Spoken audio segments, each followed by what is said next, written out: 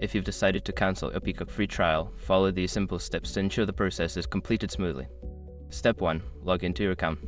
Visit the Peacock website or open the app and log into your account using your email and password. Step 2. Access account settings. Once logged in, navigate to your account settings. This is usually found by clicking on your profile icon or name in the upper right corner of the screen. Step 3. Find subscription details. In the account settings, look for a section labeled Subscription or Billing.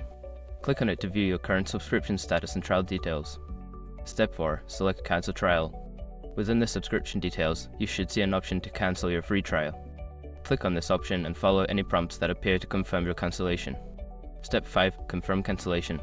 After cancelling, you should receive a confirmation email or notification within the app. Make sure to check for this confirmation to ensure that your trial has been successfully cancelled.